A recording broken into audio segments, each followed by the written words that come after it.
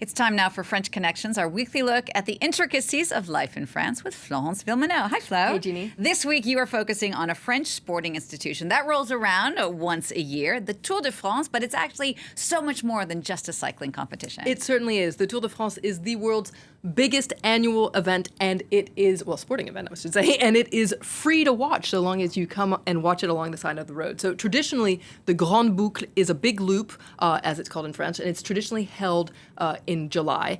It consists of 21 stages over a little more than 3 weeks, and it was first organized in 1903 to increase the sales of a sports newspaper called L'Auto. Now, the race covers about 3,500 kilometers all over France, occasionally making stops in nearby countries as well. The route changes every year, but basically the format of the race is the same. You have stages in the mountains, you know, whether it's the Pyrenees or the Alps, and then the finish on the Champs-Élysées. About over 150 cyclists from around the world participate in the Tour de France. You have about 20 teams. It's considered one of the hardest and the most prestigious cycling races in the world. It is a lot of fun to watch, but let's get into the specifics. So the Tour de France isn't just one big race. There's actually a lot of littler races inside. And you have visual cues to help you along the way in the form of jerseys. Let's take a look. The overall leader of the race at any stage, so basically the rider with the lowest cumulative finishing times, gets to wear the trademark jersey of the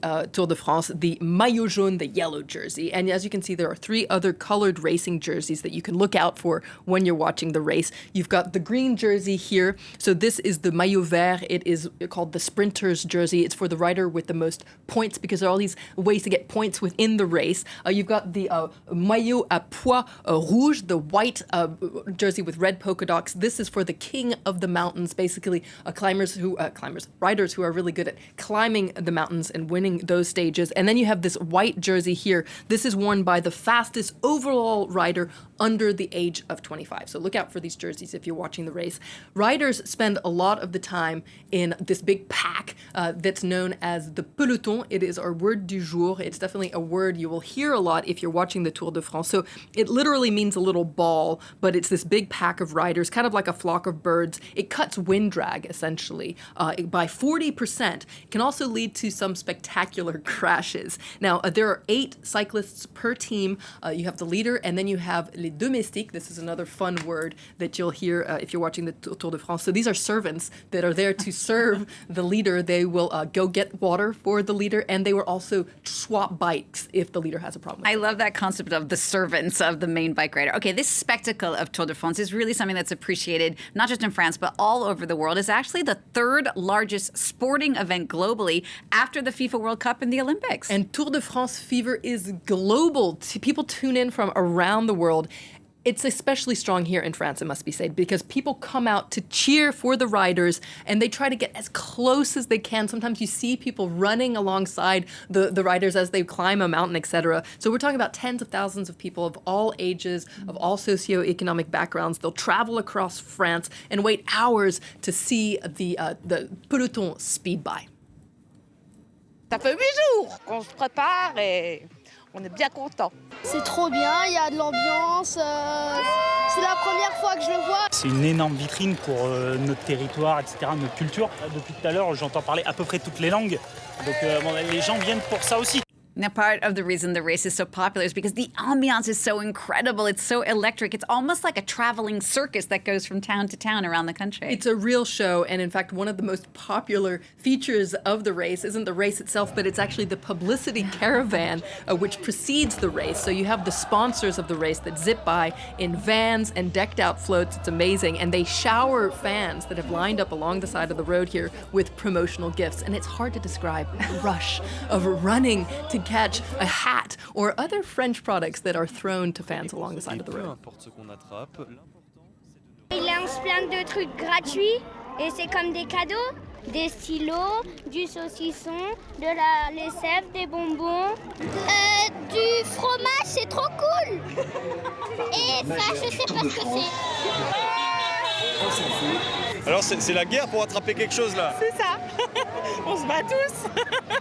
Mais c'est chouette. It's only in France. Okay, so if you can't go and catch your own cheese or sausage or whatever along the sidelines of the real Tour de France, you can always tune into it on TV. That's right, and it's something that people who aren't even into cycling will tune into. It kind of, there's something nostalgic about it. People associate it with lazy summer days, watching it with your family, and that's one thing that's really true about the Tour de France is it's much more than a cycling race. It's actually a celebration of France and all its beauty, because as it goes around France, you get to see how beautiful France is, and you get to discover the amazing diversity that the country has to offer. Interestingly, towns pay big bucks to be a starting or stopping point along the Tour's way, on the race, I must say. And the people filming the Tour de France also feel very proud of their jobs.